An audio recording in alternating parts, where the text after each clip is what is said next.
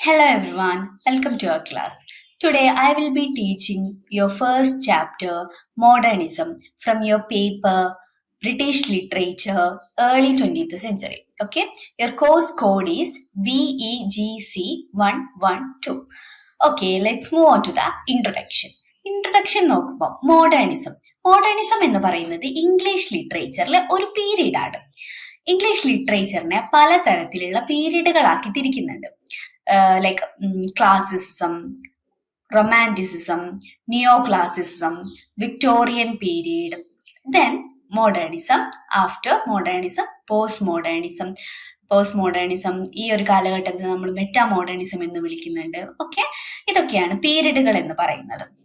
Classicism is എന്താ പറയാ, നമുക്ക് ഗ്രീക്ക്, ലാറ്റിൻ, റോമൻ റൈറ്റിങ്സുകളെ അതിനെയൊക്കെ നമ്മൾ ക്ലാസിസിസം എന്ന് വിളിക്കും. ഹോമർ ആണ് ഏറ്റവും ഓൾഡസ്റ്റ് റൈറ്റർ എന്ന് പറയുന്നത്. ഹോമറിന്റെ നിങ്ങൾ കേട്ടിട്ടുണ്ടാവും, ഇലിയഡ്, ഒഡീസി ഒക്കെ നിങ്ങൾക്ക് പരിചിതമായിട്ടുള്ള വർക്കുകളായിരിക്കും. ആഫ്റ്റർ ദാറ്റ് റൊമാൻറ്റിസിസം അതിന്റെ മുന്നേ തന്നെ നമുക്ക് അല്ലാതെയും ഇംഗ്ലീഷ് ലിറ്ററേച്ചർ നിങ്ങൾ പഠിക്കുമ്പോൾ വേറെ ഒരു തരത്തിലും നിങ്ങൾക്ക് പീരീഡുകളെ തരംതിരിച്ചിരിക്കുന്നത് കാണാൻ പറ്റും. Like old English, middle English, renaissance, neo classical period, romanticism അല്ലെങ്കിൽ romantic age, then Victorian period, then modernism, post modernism, ഇങ്ങനെ തന്നെ. ഓക്കെ, അപ്പൊ ഈ ഒരു ക്ലാസിസം എന്താണെന്ന് മനസ്സിലാക്കുക. ആഫ്റ്റർ ദാറ്റ് നമ്മള് റൊമാൻറ്റിസിസം ഞാൻ പറഞ്ഞു, നിയോ ക്ലാസിക്കൽ ഏജും ഒക്കെ പലതരത്തിലായിട്ട് Elizabethan age, Jacobian, Caroline age എന്നൊക്കെ പറഞ്ഞിട്ട് പലതരത്തിലും ഈ പീരീഡ്സിനെ പാർട്ടായിട്ട് തിരിച്ചിട്ടുണ്ട്. അപ്പൊ നിങ്ങൾ ഡീറ്റെയിൽ ആയിട്ട് പഠിക്കും അത്. ഓക്കെ, ആഫ്റ്റർ റൊമാൻറ്റിക് ഏജിലെ ഇമ്പോർട്ടന്റ് റൈറ്റേഴ്സ് ആണ് കീറ്റ്സ്, വില്യം വേർഡ്സ്വർത്ത്, ഷെല്ലി, ഇവരൊക്കെ. ദെൻ നിയോ ക്ലാസിക്കൽ പീരീഡിൽ നമുക്ക് ഡ്രൈഡൻ ഒക്കെ പഠിക്കാനുണ്ട്. Then after that neo classical ഏജിന് ശേഷം ആണ് വിക്ടോറിയൻ ഏജ്. ആ ഒരു ഇൻഡസ്ട്രിയലൈസേഷൻ ഒക്കെ നടക്കുന്ന ആ ഒരു പീരീഡ് ആണ്. നമുക്ക് ബ്രോണ്ടെ സിസ്റ്റേഴ്സിനെ കാണാം, ജെയിൻ ഓസ്റ്റൻ, ഇവരൊക്കെയാണ് ഇമ്പോർട്ടന്റ് റൈറ്റേഴ്സ് എന്ന് പറയുന്നത്. ഓക്കെ, മോഡേണിസം ആഫ്റ്റർ വിക്ടോറിയൻ പീരീഡിന് ശേഷം വന്ന ഇതാണ് മോഡേണിസം എന്ന പീരീഡ്. ഒരു ലേറ്റ് 19th സെഞ്ചുറി മുതൽ ഏർലി 20th സെഞ്ചുറി വരെയാണ് ഇതിന്റെ ഒരു ടൈം സ്പാൻ എന്ന് പറയുന്നത്. ഓക്കെ, കാലഘട്ടം. ഓക്കെ, നമുക്ക് 20th സെഞ്ചുറി കാലഘട്ടം പറഞ്ഞു. ആഫ്റ്റർ ദാറ്റ് എങ്ങനെയാണ് ഈ ഒരു മോഡേണിസം ഉണ്ടായത്, അതിനെ ഇൻഫ്ലുവൻസ് ചെയ്തിട്ടുള്ള കാര്യങ്ങൾ എന്തൊക്കെയാണ്, അതിന്റെ ക്യാരക്ടറിസ്റ്റിക്സ് എന്തൊക്കെയാണ്, അതിനുശേഷം നമുക്ക് പോസ്റ്റ് മോഡേണിസം എന്താണെന്ന് നോക്കാം. ദെൻ ഒരു കമ്പാരിസൺ നോക്കാം, മോഡേണിസവും തമ്മിലുള്ള ഒരു കമ്പാരിസൺ. ഇത്രയും കാര്യങ്ങളാണ് നമുക്ക് ഈ ഒരു ചാപ്റ്ററിലൂടെ പഠിക്കാനുള്ളത്. ഓക്കെ, ഇൻട്രൊഡക്ഷനിൽ നമ്മൾ കൂടുതൽ പറയുന്നില്ല, നമുക്ക് മീൻസ് സെയിം ഡീറ്റെയിൽസ് തന്നെ നമുക്ക് എക്സ്പ്ലെയിൻ ചെയ്ത് പോകാം. ഓക്കെ, വാട്ട് ഈസ് മോഡേണിസം എന്ന് പറഞ്ഞിട്ടുണ്ടെങ്കിൽ, modernism is an artistic movement breaking away from the traditional forms. അതുവരെ ഉണ്ടായിരുന്ന ട്രഡീഷണൽ ഫോംസിനെ ബ്രേക്ക് ചെയ്യുന്ന തരത്തിലാണ് മോഡേണിസം എന്ന ഒരു മൂവ്മെന്റ് പ്രത്യക്ഷപ്പെടുന്നത്. ഓക്കെ, ഇതൊരു 20th സെഞ്ചുറി മൂവ്മെന്റ് ആണ് എന്ന് പറയുന്നുണ്ട്. അതുപോലെ പലതരത്തിലുള്ള എക്സ്പെരിമെന്റേഷൻ ആൻഡ് ഇന്നോവേഷൻസ് നമുക്ക് ഈ ഒരു മോഡേണിസ്റ്റ് മൂവ്മെന്റിൽ കാണാൻ കഴിയും. അത് എന്താണ് മോഡേണിസം എന്ന് ഉദ്ദേശിക്കുന്നത് തന്നെ ഇന്നോവേഷൻ ആൻഡ് എക്സ്പെരിമെന്റേഷൻ ആണ് എന്നത് മനസ്സിലാക്കുക. ഓക്കെ, അതായത് അതുവരെ ഉണ്ടായിരുന്ന ട്രഡീഷണൽ ആയിട്ട് പല തരത്തിലുള്ള, ഞാൻ പറഞ്ഞു ഇപ്പൊ ലിറ്ററേച്ചർ എന്നത് കൊണ്ട് ഉദ്ദേശിക്കുന്നത് തന്നെ എന്താണെന്ന് നമുക്ക് നോക്കാം. അതായത് ലിറ്ററേച്ചർ എന്ന് പറഞ്ഞിട്ടുണ്ടെങ്കിൽ ആ ഒരു ടൈം പീരീഡിൽ എന്താണോ ആ സൊസൈറ്റി കാണുന്നത്, ആ സൊസൈറ്റിയിൽ എന്തൊക്കെ കാര്യങ്ങൾ നടക്കുന്നുണ്ട്, ആ ഇൻസിഡന്റിനെ ഒക്കെ ബേസ് ചെയ്തിട്ടാണ് റൈറ്റേഴ്സ് പലരും അവരുടെ റൈറ്റിങ്സ് പ്രൊഡ്യൂസ് ചെയ്യുന്നത്, അല്ലെ? ഓക്കെ, അതുപോലെ മോഡേണിസത്തിലും നമുക്ക് കാണാൻ പറ്റും. മോഡേണിസത്തിൽ അതുവരെ ഉണ്ടായിരുന്ന ട്രഡീഷൻസിനെ ബ്രേക്ക് ചെയ്തുകൊണ്ടും, അതുപോലെ ഇൻഡസ്ട്രിയലൈസേഷൻ, അർബനൈസേഷൻ, വേൾഡ് വാർ, ഇതൊക്കെ ഇൻഫ്ലുവൻസ് ചെയ്തുകൊണ്ടുമാണ് മോഡേണിസം എന്ന ഒരു മൂവ്മെന്റ് ഉണ്ടാവുന്നത്. ഇത് ലിറ്ററേച്ചറിൽ മാത്രമാണോ ഉണ്ടായത്? ഒരിക്കലും അല്ല. ആർക്കിടെക്ചർ, ഡാൻസ്, മ്യൂസിക്, പെയിന്റിങ്, ഇതിലൊക്കെ നമുക്ക് മോഡേണിസത്തിന്റെ ഒരു എന്താ പറയാ ഒരു കൈ കാണാൻ പറ്റും. ഓക്കെ ഓക്കെ ദെൻ പലതരത്തിലുള്ള എക്സ്പെരിമെന്റുകൾ നടന്നിട്ടുണ്ട് എന്ന് മനസ്സിലാക്കാം. Then the race of modernism and post modernism. ഞാൻ പറഞ്ഞു ഇൻഡസ്ട്രിയലൈസേഷൻ, അർബനൈസേഷൻ, ഈ വേൾഡ് വാറുകൾ, ഇതൊക്കെ എന്നെ സ്വാധീനിച്ചിട്ടുണ്ട് എന്ന് പറഞ്ഞു. ഇൻഡസ്ട്രിയലൈസേഷൻ മീൻസ് അതുവരെ ഉണ്ടായിരുന്ന അഗ്രികൾച്ചർ, ഇതിലെയൊക്കെ ഫാമിങ്, ഇതിനെയൊക്കെ വിട്ടിട്ട് ആൾക്കാർ എന്താണ് സിറ്റി ലൈഫ് അല്ലെങ്കിൽ ടെക്നോളജി ഇതിലേക്കൊക്കെ മാറിപ്പോവുക. പിന്നെ ആ സമയത്ത് ഉണ്ടായിട്ടുള്ള വേൾഡ് വാറുകള്, പരസ്പരം യുദ്ധങ്ങൾ ഉണ്ടാവുക, അതുപോലെ തന്നെ ആളുകൾ മരിച്ചു വീഴുക, ഈ ഒരു കാര്യങ്ങളൊക്കെ ഈ മോഡേണിസത്തിന്, അതായത് ഇതിൽ തന്നെ പറയുന്നുണ്ട്, അതായത് ഷിഫ്റ്റ് ഇൻ റിലീജിയസ് ബിലീഫ്സ് എന്ന് പറയുന്നുണ്ട്. എന്താണ് ഇതുകൊണ്ട് ഉദ്ദേശിക്കുന്നത്? അതായത് അതുവരെ ഇവര് പീപ്പിൾ ബിലീവ്സ് ദാറ്റ് ഗോഡ്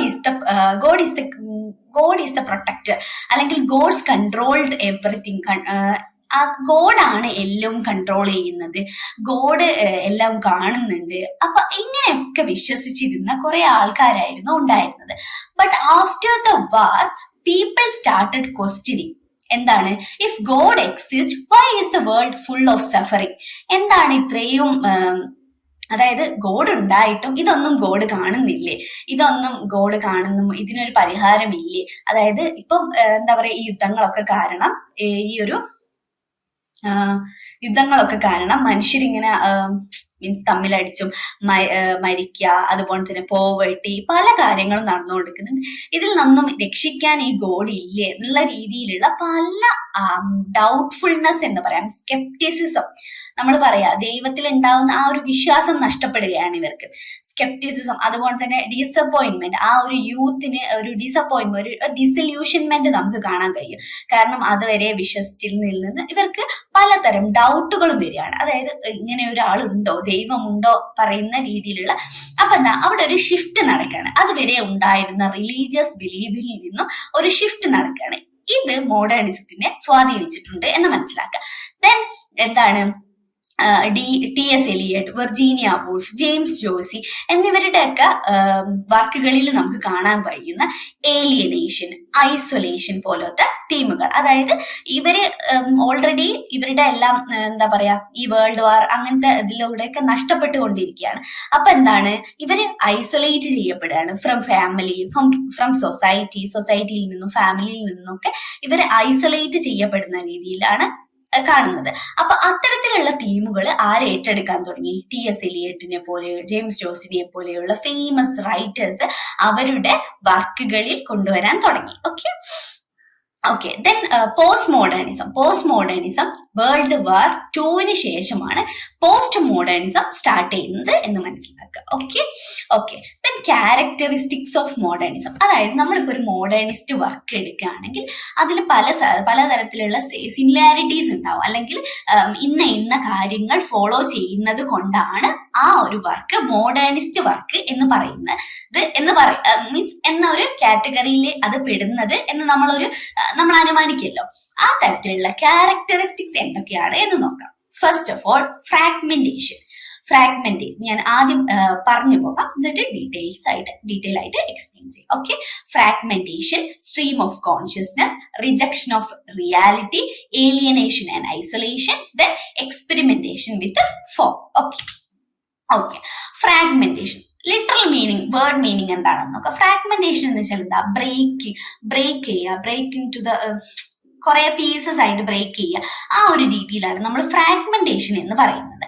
അപ്പൊ ഇവിടെ മോഡേണിസത്തിൽ അല്ലെങ്കിൽ ലിറ്ററേച്ചറിൽ ഫ്രാഗ്മെന്റേഷൻ എന്നതുകൊണ്ട് ഉദ്ദേശിക്കുന്നത് എന്താണ്?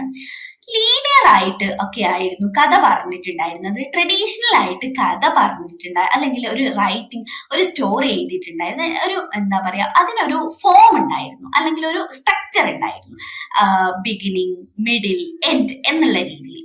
പക്ഷേ ഈ ഒരു മോഡേണിസ്റ്റ് മൂവ്മെന്റ് അല്ലെങ്കിൽ മോഡേണിസ്റ്റ് റൈറ്റേഴ്സ് ഇത് ഫോളോ ചെയ്തിരുന്നില്ല. അവര് ഭയങ്കര ഫ്രാഗ്മെന്റഡ്, അതിപ്പോ ടൈമിന്റെ കാര്യത്തിലാണെങ്കിലും പ്ലോട്ടിന്റെ കാര്യത്തിലാണെങ്കിലും സ്പേസിന്റെ കാര്യത്തിലൊക്കെ ആണെങ്കിൽ അവര് ഫ്രാഗ്മെന്റഡ് ആയിട്ടാണ് എഴുതിയിട്ടുണ്ടായിരുന്നത്. ഓക്കെ, ലൈക്ക് നമ്മളിപ്പോ സിനിമ കാണുമ്പോൾ, നമുക്ക് പല സിനിമകളും കാണുമ്പോൾ നമുക്ക് തന്നെ തോന്നാറുണ്ട്, അതായത് ഞാനിപ്പോ ഏതാ ഒരു ഫിലിം പറയാം. പല ഫിലിംസ് ഉണ്ട്. ഫിലിംസ് ആണ് നമുക്ക് കൂടുതൽ പരിചിതമായത്. അതുകൊണ്ട് തന്നെ ഞാൻ എക്സാമ്പിൾ നിങ്ങൾക്ക് ഫിലിംസ് പറയാം. ഓക്കെ, ലൈക്ക് അപ്പൊ എന്റെ മനസ്സിലേക്ക് പെട്ടെന്നൊന്നും വരുന്നില്ല. എന്നാലും നമ്മുടെ ചില നിങ്ങൾ ഇങ്ങനെ ആലോചിച്ചാൽ മതി. അതായത് ചില ഫിലിമിൽ നമ്മൾ എന്താക്കും, ഫസ്റ്റ് ക്ലൈമാക്സ് കാണും. ക്ലൈമാക്സ് കണ്ട് പിന്നെ നമ്മുടെ വിക്രമാദിത്യൻ അങ്ങനെയല്ലായിരുന്നു. ദുൽഖർ സൽമാൻ ഫസ്റ്റ് തുടങ്ങുന്നത് ട്രെയിൻ, ദുൽഖർ സൽമാൻ അങ്ങനെ നിൽക്കുന്ന രീതിയിലല്ല, അത് ക്ലൈമാക്സ് സീനല്ലേ. അപ്പൊ അങ്ങനെയാണ് തുടങ്ങുന്നത്. അതെന്താണ് റെഡിക്ക്, അത് എൻഡാണ്. ആ എൻഡിൽ നിന്നാണ് കഥ സ്റ്റാർട്ട് ചെയ്യുന്നത്. ആ രീതിയിലാണ് മോഡേണിസ്റ്റ് വർക്കുകൾ ഉണ്ടായിരുന്നത്. ഒരിക്കലും ബിഗിനിങ് എന്താ പറയാ, നല്ല ക്രൊണോളജിക്കൽ ആയിട്ടുള്ള രീതിയിൽ ബിഗിനിങ്, മിഡിൽ, എൻഡ് അങ്ങനത്തെ രീതിയിലല്ല ഉണ്ടായിരുന്നത്. ഫ്രാഗ്മെന്റഡ് ആയിരുന്നു എന്ന് മനസ്സിലാക്കുക. ഓക്കെ, ഇത് എന്തിനെയാണ് സൂചിപ്പിക്കുന്നത്? അതായത് നമ്മുടെ ഫ്രാഗ്മെന്റഡ് ആയിട്ടുള്ള വേൾഡിനെയാണ് സൂചിപ്പിക്കുന്നത് ഈ ഒരു സ്റ്റൈലിലൂടെ അവര്. ഓക്കെ, അപ്പൊ എന്താണ്, ഈ ഒരു ട്രഡീഷണൽ നെറേറ്റീവിൽ നിന്ന് മാറി ഫ്രാഗ്മെന്റഡ് ആയി മാറി റൈറ്റിങ്ങുകൾ. Then stream of consciousness. Stream of consciousness എന്ന് പറയുന്നത് ഒരു നെറേറ്റീവ് ടെക്നിക്കാണ്. വിർജീനിയ വൂൾഫ്, ജെയിംസ് ജോസി എന്നവർ ആ ഒരു proponent of stream of consciousness എന്ന് തന്നെ നമുക്ക് പറയാൻ പറ്റുന്ന റൈറ്റേഴ്സ് ആണ് ഈ ഒരു വിർജീനിയ വൂൾഫും ജെയിംസ് ജോസിയും ഒക്കെ. അവരുടെ റൈറ്റിംഗ്സിലൊക്കെ നമുക്ക് ഇത് കാണാൻ കഴിയും. അപ്പൊ സ്ട്രീം ഓഫ് കോൺഷ്യസ്നെസ് എന്താണ്? അതെന്ന് വെച്ചാൽ ഫ്ലോ ഓഫ് തോട്ട്സ്, അതായത് നമ്മുടെ ചിന്തകളാണ് അവിടെ. ഇതുവരെ ഉണ്ടായിരുന്ന എന്താ, കോൺവെർസേഷൻസ് വഴി, അതായത് ഒരു എക്സ്റ്റേണൽ കാര്യം മാത്രമേ നമുക്ക് മനസ്സിലാകുമായിരുന്നു. ആ കഥ എങ്ങനെ പോകുന്നു, ആ ക്യാരക്ടേഴ്സ് എന്ത് പറയുന്നു എന്നതിനനുസരിച്ചായിരുന്നു ആ ഒരു കഥ ബിൽഡ് ചെയ്തിരുന്നത്. എന്നാൽ മോഡേണിസ്റ്റ് റൈറ്റിംഗ്സ് അല്ലെങ്കിൽ മോഡേണിസ്റ്റ് വർക്കുകളിലേക്ക് വരികയാണെങ്കിൽ അത് മാത്രമല്ല. എന്താണ്, ക്യാരക്ടർ എന്ത് ചിന്തിക്കുന്നു, ക്യാരക്ടറിന്റെ ഉള്ളിലൂടെ എന്തൊക്കെ സംഘർഷങ്ങൾ പോകുന്നുണ്ട്, അതും കൂടി നമുക്ക് എന്തിൽ കാണാൻ പറ്റും, മോഡേണിസ്റ്റിന്റെ വർക്കുകളിൽ കാണാൻ പറ്റും. ഓക്കെ, മനസ്സിലായോ? ഓക്കെ, നമ്മൾ ലൈക്ക് ഞാൻ നിങ്ങൾക്ക് പെട്ടെന്ന് മനസ്സിലാവാൻ ഞാൻ ഒരു കാര്യം പറയാം. നമ്മൾ ബാലരമയില് കാണാല്ലേ, ഈ ആരോ ഇട്ട് കാണിക്കുന്ന കോൺവെർസേഷൻ അവർ പറയുന്നത്, പക്ഷെ കുറച്ചൊരു ചെറിയ ചെറിയ ഡോട്ടായിട്ട് ഇങ്ങനെ വലിയ ഇതിൽ കാണിക്കുന്നത് എന്താണ്, അവരുടെ മനസ്സിൽ എന്താണോ പറയുന്നത് എന്നുള്ളത്. നമ്മളിപ്പോ സീരിയലൊക്കെ കാണലുണ്ട്, മനസ്സിൽ ഇങ്ങനെ എന്താ പറയുന്നത് എന്നുള്ള രീതി. അതേ സെയിം സാധനം നമുക്ക് കഥകളിലും കാണാൻ പറ്റും. ഇവരെന്ത് ചിന്തിക്കുന്നു എന്നുള്ളത്. നമുക്കിപ്പോ ഒരു എക്സാമ്പിൾ പറയാണ്, ജെയിംസ് ജോസിന്റെ ഈവനിങ് എന്ന് പറയുന്ന ഒരു ചെറിയൊരു നോവലുണ്ട്, ഷോർട്ട് സ്റ്റോറി ആണെന്ന് തോന്നുന്നു. അതിൽ നമുക്ക് കാണാൻ പറ്റും. അതായത് കഥ സ്റ്റാർട്ട് ചെയ്യുന്നു. കഥ സ്റ്റാർട്ട് ചെയ്തതിന് ശേഷം ഈവ്ലിംഗ് ചിന്തിക്കുന്ന കാര്യങ്ങളാണ് നമുക്ക് ആ കഥയിൽ ഈവ്ലിന്റെ ചിന്തകളാണ് ആ കഥയിലുടനീളം ഇങ്ങനെ കഥയെ കൊണ്ടുപോകുന്നത്. ഓക്കെ, ചിന്തകളിലൂടെയാണ് കൊണ്ടുപോകുന്നത്. ഓക്കെ, അപ്പൊ അതാണ് സ്ട്രീം ഓഫ് കോൺഷ്യസ്നെസ് എന്ന് പറഞ്ഞിട്ട്. Then rejection of realism. It moved away from a realistic and a detailed storytelling. അതിന് പകരം ഇവര് ഫോക്കസ്ഡ് ഓൺ എന്താണ്, ഇമോഷൻസിനൊക്കെയാണ് കൂടുതൽ പ്രാധാന്യം നൽകിയിരുന്നത്. ഇമോഷൻസിന്, തോട്ട്സിനൊക്കെ. ഓക്കെ, ഈ ഒരു ഇമോഷൻസിനും തോട്ട്സിനും കൂടുതൽ പ്രാധാന്യം നൽകിക്കൊണ്ടാണ് ഇവര് റിജക്ഷൻ ഓഫ് റിയലിസം എന്നുള്ള ഒരു കാര്യം മോഡേണിസ്റ്റ് റൈറ്റിംഗിൽ ഉൾപ്പെടുത്തിയിട്ടുള്ളത്. ലൈക്ക് അത് വിക്ടോറിയൻ പീരീഡിന്റെ റൈറ്റിംഗ്സിലൊക്കെ നമുക്ക് കാണാൻ പറ്റും. അതായത് ഇപ്പോ ജെയിൻ ഓസ്റ്റന്റെ പ്രൈഡ് ആൻഡ് പ്രെജുഡിസ് എടുക്കാന്ന് വെച്ചാൽ അത് ഭയങ്കര ക്രോണോളജിക്കലായിട്ട് ക്ലിയർ ആയിട്ട് ലീനിയർ ആയിട്ട് കഥ പറഞ്ഞു പോകുന്ന ഒരു വർക്കാണ്. എന്നാൽ നേരെ മറിച്ച് വേറെ ഒരു കഥ എടുക്കുകയാണെങ്കിൽ ഈ മിസ്സിസ് ഡാലവേ എന്ന് എടുക്കാം, നമുക്ക് നോവൽ പഠിക്കാനുണ്ട്. പക്ഷെ അതിലൊന്നും അങ്ങനെയല്ല. ഓക്കെ, നോൺ ലീനിയർ ആയിട്ടാണ് കഥകൾ പറഞ്ഞു പോകുന്നത്. പിന്നെ അവരുടെ ഇമോഷൻസിനെയാണ് കൂടുതൽ പ്രാധാന്യം കൊടുക്കുന്നത്. അവരുടെ ഇമോഷൻസിനും അവരുടെ തോട്ട്സിനും ആ ഒരു രീതിയിലാണ് കഥകള് പോകുന്നത്. ഓക്കെ, നമുക്ക് പിന്നെ റിജക്ഷൻ ഓഫ് റിയലിസം. ഓക്കെ, ഇത്രയും കാര്യങ്ങളാണ് ഇതിൽ പറയുന്നത്. കൂടുതലും സിംബൽസിനും ഒക്കെയാണ് കൂടുതൽ ഇമ്പോർട്ടൻസ്. സിംബൽസ്, ഇമോഷൻസ്, തോട്ട്സ്, ഇതിനൊക്കെ ഇമ്പോർട്ടൻസ് നൽകും. അതായത് ലൈക്ക് എന്താ പറയാ, റിജക്ഷൻ ഓഫ് റിയാലിറ്റി നിങ്ങൾ ഇങ്ങനെ മനസ്സിലാക്കിയാലും മതി. അതെ, അതായത് ഒരു റിയലിസ്റ്റിക് ആയിട്ടുള്ള ഒരു ലോജിക്കൽ ആയിട്ടുള്ള ഡെപിക്ഷൻ, ഒരു ഡീറ്റെയിൽഡ് ആ ഒരു രീതിയിലല്ല മോഡേണിസ്റ്റ് റൈറ്റിംഗിൽ കാണാൻ കഴിയുന്നത് എന്ന് മനസ്സിലാക്കുക. ഓക്കെ, ഈ റിജക്ഷൻ ഓഫ് റിയലിസത്തിന്റെ ഒരു മലയാളം എക്സാമ്പിൾ, ഒരു മലയാളം ഫിലിമിന്റെ എക്സാമ്പിൾ പറയുകയാണെങ്കിൽ നമുക്ക് വടക്കൻ വീരഗാഥ. അത് ഹിസ്റ്റോറിക്കലാണ്, ഭയങ്കര ഡീറ്റെയിൽഡ് ആയിട്ടുള്ള ഒരു സ്റ്റോറി നറേഷൻ ആണ്. എന്നാൽ നേരെ മറിച്ച് മോഡേണിസ്റ്റ് ഒരു സിനിമ നോക്കുകയാണെങ്കിൽ മൂത്തോൻ, ഗീതു മോഹൻദാസ് ഡയറക്ട് ചെയ്ത ഈ മൂത്തോൻ എന്ന് പറയുന്ന സിനിമയിൽ അതിൽ എന്താ പറയുന്നത്, ഇമോഷൻസിനെ കുറിച്ചും തോട്ട്സിനെ കുറിച്ചും ഭയങ്കര അബ്സ്ട്രാക്റ്റ് ആയിട്ടുള്ള കാര്യങ്ങളാണ് അതിൽ പറയുന്നത് അല്ലെ. അപ്പോ നിങ്ങൾക്ക് മനസ്സിലായില്ലേ ഏകദേശം എന്താണ് ഒരു പിന്നെ ഇവർ തമ്മിലുള്ള ഒരു റിജക്ഷൻ ഓഫ് റിയാലിറ്റി എന്നുള്ള തമ്മിലുള്ള ഒരു വ്യത്യാസം മോഡേണിസ്റ്റ് റൈറ്റിംഗിൽ എങ്ങനെയാണ് വരുന്നത് എന്ന് മനസ്സിലായില്ലേ. ഓക്കെ, ദെൻ അടുത്ത പോയിന്റ് ആണ് ഏലിയനേഷൻ ആൻഡ് ഐസൊലേഷൻ എന്ന് പറയുന്നത്.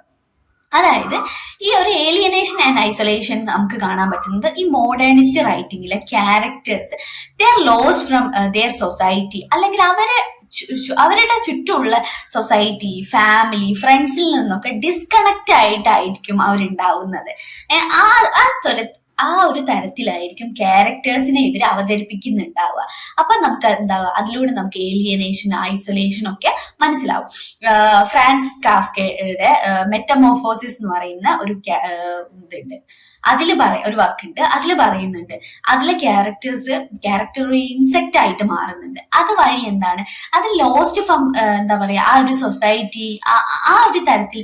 അപ്പൊ അതിന്റെ ഒരു ഇന്റേണൽ കോൺഫ്ലിക്റ്റ് എന്ന നിലയിലാണ് ഒരു ഇൻസെക്റ്റ് ആവുക എന്നുള്ള തരത്തിലേക്ക് ആ ഒരു ക്യാരക്ടർ ഇൻസെക്റ്റ് ആവുക. അതെന്താണ്, ആ ഒരു പിന്നെ ചുറ്റുള്ള ആൾക്കാരുമായിട്ട് ഡിസ്കണക്റ്റഡ് ആയതാണ് കാണിക്കാനാണ് അങ്ങനെ ഒരു സിമ്പൽ, അല്ലെങ്കിൽ അത് അങ്ങനെ ഒരു ഇത് മോഡേണിസം അല്ലെങ്കിൽ അങ്ങനെ ഒരു ഇത് കാണിച്ചിരിക്കുന്നത് അതില്. അപ്പൊ അതെന്താണ് മോഡേണിസ്റ്റ് റൈറ്റിംഗ്സിലെ മറ്റുള്ള റൈറ്റിംഗ്സിലും നമുക്ക് കാണാൻ കഴിയും എന്നാണ് മനസ്സിലാക്കേണ്ടത്. ഓക്കെ, ദെൻ അതിൽ തന്നെ നമ്മുടെ മലയാള ഫിലിംസ് എടുക്കുകയാണെങ്കിൽ കുമ്പളങ്ങി നൈറ്റ്സിൽ നിങ്ങൾ കണ്ടില്ലേ, ഓരോരുത്തരും എന്താ അവര് ഐസൊലേറ്റഡ് ആണ്. അതായത് അവര് സൊസൈറ്റിയിൽ നിങ്ങൾ ഈ ഒരു ഒറ്റ ഷോട്ട് ഓർത്താൽ മതി. അതായത് ഷൈനികം ഫഹദ് ഫാസിലിന്റെ അടുത്ത് ബാർബർ ഷോപ്പിൽ പിന്നെ ഷേവ് ചെയ്യാൻ പോകുന്നില്ലേ, ആ ഒരു സമയത്ത് ആ ഒരു ഫഹദ് ഫാസിലും അവരുടെ ഒരു കസിനും ആയിട്ടുള്ള ഒരു കോൺവെർസേഷൻ ഒന്ന് ശ്രദ്ധിച്ചാൽ മതി. അവര് എത്രത്തോളാണ് എങ്ങനെയാണ് ഷൈനികത്തിനെ ട്രീറ്റ് ചെയ്യുന്നത് എന്നുള്ളത്. അവിടെ ഒരു നമുക്ക് എന്താ ഒരു ഐസൊലേഷൻ, ഒരു ഏലിയനേഷൻ നമുക്ക് കാണാൻ കഴിയും. ഓക്കെ, അത്തരത്തിലൊക്കെ അങ്ങനെ ചൂന്ന് നോക്കുമ്പോ നമുക്കത് മീൻസ് മനസ്സിലാവും, അണ്ടർസ്റ്റാൻഡ് ചെയ്യും. ഓക്കെ, ദെൻ എക്സ്പെരിമെന്റേഷൻ വിത്ത് ഫോം. അതായത് ഇവരെന്ത് ചെയ്യായിരുന്നു, ഈ മോഡേണിസ്റ്റ് റൈറ്റേഴ്സ് ചെയ്യുന്ന ഒരു കാര്യം എന്ന് വെച്ചാൽ അതുവരെ ഉണ്ടായിരുന്ന ആ ഒരു പിന്നെ റോട്ടൺ ആയിട്ടുള്ള ആ ഒരു സെയിം നെറേറ്റീവ്, അതായത് റിതം, റൈമിംഗ് സ്കീം, റിതം, ഇതൊക്കെ ഫോളോ ചെയ്ത് വന്നിട്ടുണ്ടായിരുന്നു. അപ്പൊ ഇവരുടെ ഒരു മോഡേണിസ്റ്റ് റൈറ്റിംഗ് ഒരു ഫ്രഷ് ആയിട്ട് തോന്നാൻ വേണ്ടിയിട്ട് ഇവരെന്താക്കാണ്, പുതിയ ഫോമുകൾ യൂസ് ചെയ്യാണ്. ഇപ്പൊ ടി.എസ്. എലിയട്ട് വേസ്റ്റ്ലാൻഡ് എഴുതിയിട്ടുള്ളത് ഫ്രീ വേഴ്സിലാണ്. മനസ്സിലായില്ലേ, റൈമിംഗ് സ്കീമോ റിതമോ ഒന്നും നോക്കാതെ ഫ്രീ വേഴ്സിലാണ് എഴുതിയിട്ടുള്ളത്. അത്തരത്തിൽ എന്താ എക്സ്പെരിമെന്റേഷൻ വിത്ത് ഫോം. പിന്നെ അതുപോലെ new styles, free verse in poetry ഞാൻ പറഞ്ഞു. പിന്നെ നെറേറ്റീവ് ടെക്നിക്കുകൾ, നമ്മുടെ സ്ട്രീം ഓഫ് കോൺഷ്യസ്നസ് പോലെയുള്ള ടെക്നിക്കുകൾ യൂസ് ചെയ്യാൻ തുടങ്ങി. അത്തരത്തിൽ പിന്നെ ലൈക്ക് അൺറിയലബിൾ നെറേറ്റർ, അത് ജെയിംസ് ജോയ്സിയുടെ ഒരു യുലീസസിലെ നെറേറ്ററിന് അത്രയ്ക്കും റിയലബിൾ ആയിട്ട് അല്ലെങ്കിൽ നമ്മുടെ ആ ഒരു ട്രൂ ആയിട്ട് വിശ്വസിക്കാൻ പറ്റും തരത്തിലേക്ക് നമുക്ക് പറ്റുന്നില്ല. ആ തരത്തില് പിന്നെ ഫ്രാഗ്മെന്റഡ് ആയിട്ടുള്ള പ്ലോട്ട്സുകൾ, ഇത്തരത്തിലൊക്കെ എക്സ്പെരിമെന്റ് ചെയ്യാണ്. അതായത് പുതിയ പുതിയ കാര്യങ്ങൾ, പുതിയ പരീക്ഷണങ്ങൾ നടത്തി നോക്കുകയാണ്. അപ്പൊ ഇത്രയും കാര്യങ്ങളാണ് നമുക്ക് മോഡേണിസ്റ്റ് റൈറ്റിംഗ്സിന്റെ സവിശേഷതകൾ എന്ന് പറയാൻ കഴിയുന്നത്. ഓക്കെ, അടുത്തതാണ് പോസ്റ്റ് മോഡേണിസം. ഈ മോഡേണിസത്തിന്റെ ശേഷം വേൾഡ് വാർ സെക്കൻഡിന് ശേഷം വന്നതാണ് എന്ത്, പോസ്റ്റ് മോഡേണിസം എന്ന് പറയുന്ന പീരീഡ്. ഓക്കെ, ഒരു മിഡ് 20th സെഞ്ചുറിയിലാണ് പോസ്റ്റ് മോഡേണിസം വന്നിട്ടുണ്ടായിരുന്നത്. അപ്പൊ ഇതിലും it also celebrate fragmentation, but മോഡേണിസത്തിലെ ഫ്രാഗ്മെന്റേഷൻ പോലെ അല്ലായിരുന്നു ഇത്, കുറച്ചും കൂടി പ്ലേഫുൾ, അതായത് ഒരു ഹ്യൂമറിന് വേണ്ടിയിട്ടാണ് ഇവർ ഫ്രാഗ്മെന്റേഷൻ യൂസ് ചെയ്തിട്ടുള്ളത്. എന്ത് ഈ ഒരു post modernist writers fragmentation use ചെയ്തതിൽ കുറച്ചും കൂടി ഹ്യൂമർ, ഐറണി ഇതിനൊക്കെ വേണ്ടിയിട്ടാണ് എന്ന് പറയുന്നുണ്ട്. ഓക്കെ, പിന്നെ എന്താണ് കുറച്ചും കൂടി ഐറോണിക്കലായിട്ടും ഈ ഒരു തരത്തിലാണ് ഇവര് പിന്നെ പോസ്റ്റ് മോഡേണിസ്റ്റ് റൈറ്റിങ്ങുകൾ കണ്ടിട്ടുള്ളത്. ഓക്കെ, ദെൻ എന്താണ് പോസ്റ്റ് മോഡേണിസ്റ്റ് റൈറ്റേഴ്സിന്റെ ആരൊക്കെയാണ് എന്ന് നോക്കാം നമുക്ക്. ആരൊക്കെ? T S. Eliot, W.B. Yeats, Virginia Woolf, പിന്നെ യൂറോപ്യൻ മോഡേണിസ്റ്റ് റൈറ്റേഴ്സ് ആയിട്ടുള്ള Marcel Proust, Franz Kafka, Rainer Maria Rilke, ഇവരൊക്കെയാണ്. ഓക്കെ, ദെൻ പോസ്റ്റ് മോഡേണിസവും മോഡേണിസവും തമ്മിലുള്ള വ്യത്യാസം എന്തൊക്കെയാണെന്ന് നോക്കാം. Okay, view of reality, forms and structure, attitude toward the past, use of technology.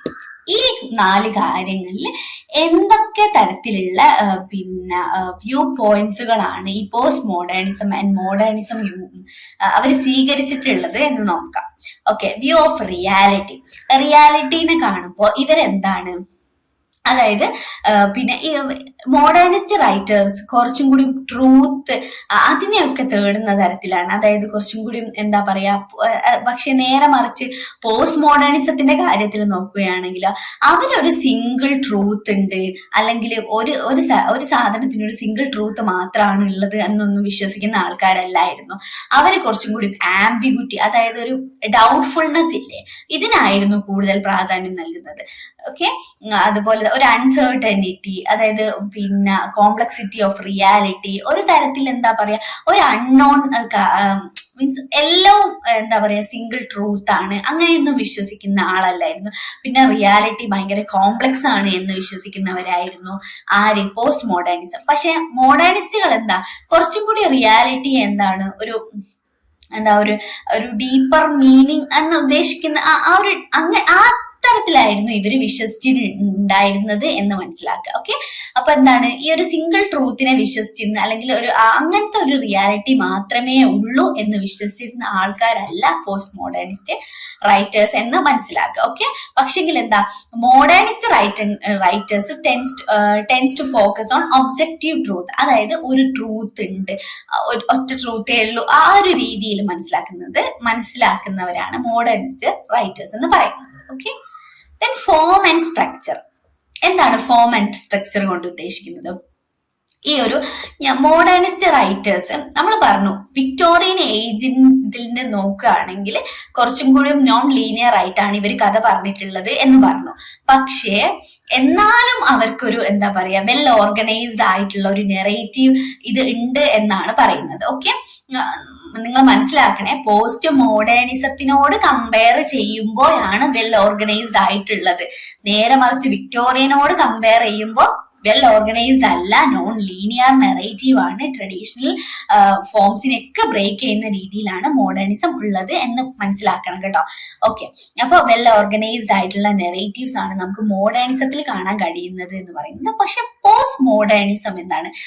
Fragmented ആണ്, ഡിസ്ജോയിന്റഡ് നെറേറ്റീവ് ആണ് എന്ന് പറയുന്നുണ്ട്. അതെന്ന് വെച്ചിട്ടുണ്ടെങ്കിൽ മോഡേണിസത്തില് നമുക്ക് കണക്ട് ചെയ്യാൻ പറ്റും, ഡിസ്ജോയിന്റഡ് ആയാലും ഫ്രാഗ്മെന്റഡ് ആയാലും നമുക്ക് കണക്ട് ചെയ്യാൻ പറ്റും.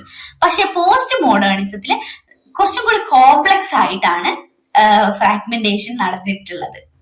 ഓക്കെ, അത്ര മനസ്സിലാക്കുക നിങ്ങൾ. അതായത് മീൻസ് ഇത് കൂടുതൽ ഡീറ്റെയിൽ ആയിട്ട് കൂടുതൽ കോംപ്ലക്സ് ആയിട്ട് പറയുമ്പോൾ നിങ്ങൾക്ക് ഡൗട്ടുകൾ കൂടുക എന്നുള്ളത് സാധനം നിങ്ങൾക്ക് മീൻസ് അങ്ങനെ മനസ്സിലാവുന്നവരുണ്ടാവും കേട്ടോ.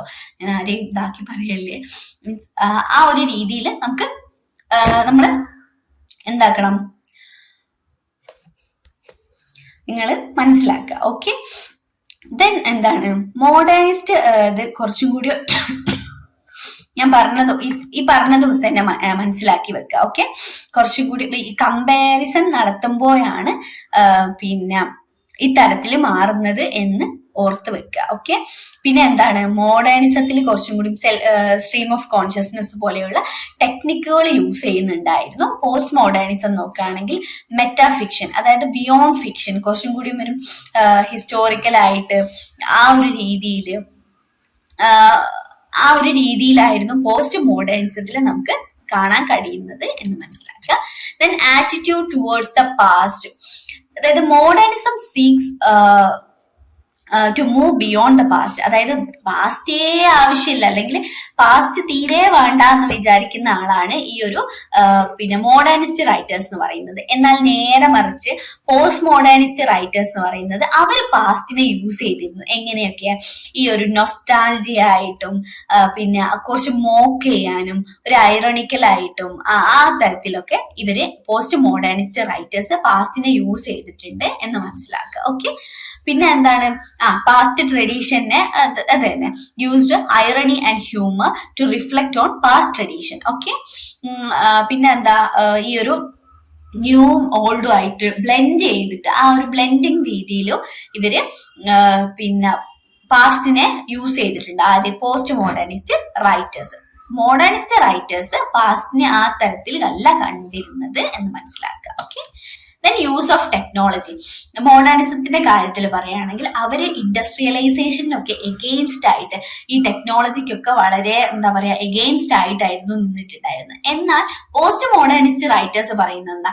അവര് കുറച്ചും കൂടി ടെക്നോളജി ഒക്കെ നല്ലതാണ് അല്ലെങ്കിൽ ടെക്നോളജി ഒക്കെ യൂസ് ചെയ്യപ്പെടേണ്ടതാണ് എന്ന് വിശ്വസിച്ചിരുന്ന ആൾക്കാരാണ് പോസ്റ്റ് മോഡേണിസ്റ്റ് റൈറ്റേഴ്സ് എന്ന് പറയുന്നത്. അവർ ടെക്നോളജിയെ ഒരു നല്ല ടൂൾ ആയിരുന്നു കണ്ടിട്ടുണ്ടായിരുന്നത് എന്ന് മനസ്സിലാക്കുക. ഓക്കെ. അപ്പൊ ഇത്രയും കാര്യങ്ങളാണ് നമ്മൾ ഈ ഒരു ചാപ്റ്ററിലൂടെ പഠിക്കുന്നത്. മോഡേണിസം എന്താണെന്ന് പഠിച്ചു, പോസ്റ്റ് മോഡേണിസം എന്താണെന്ന് പഠിച്ചു, പോസ്റ്റ് മോഡേണിസത്തിന്റെയും ക്യാരക്ടറിസ്റ്റിക് എന്താണെന്ന് നോക്കി. ഇവ തമ്മിലുള്ള വ്യത്യാസവും നമ്മൾ പഠിച്ചു കഴിഞ്ഞു ഈ ഒരു ചാപ്റ്ററിലൂടെ. ഇതൊരു ചെറിയ ചാപ്റ്റർ ആണ്. പിന്നെ ഇത്രയും കാര്യങ്ങളാണ് ഈ ഒരു ചാപ്റ്ററിൽ പറഞ്ഞിട്ടുള്ളത്. നിങ്ങളുടെ ടെക്സ്റ്റ് ബുക്കിൽ കുറച്ച് ആക്ടിവിറ്റീസുകൾ കൊടുത്തിട്ടുണ്ട്, അപ്പൊ അതൊക്കെ ഒന്ന് വായിച്ചു നോക്കുക. ഇത്രയും കാര്യങ്ങളെ ഇതിൽ പറയുന്നുള്ളൂ. ഓക്കെ, ദെൻ അടുത്തതാണ് നമുക്ക് മോഡേണിസം ഇൻ പോയട്രി എന്ന് പറയുന്ന ഒരു ചാപ്റ്റർ ഉണ്ട്. Modernism in novel, modernism in drama, എങ്ങനെയാണ് പോയട്രിയെയും ഡ്രാമയെയും നോവലിനെയും ഒക്കെ മോഡേണിസം ഇൻഫ്ലുവൻസ് ചെയ്തിട്ടുള്ളത് എന്നാണ് അതിലൂടെ നമ്മൾ നോക്കുന്നത്. ഓക്കെ, ഇത്രയും കാര്യങ്ങളാണ് പറയാനുള്ളത്. I hope you understand the video. Okay, thank U.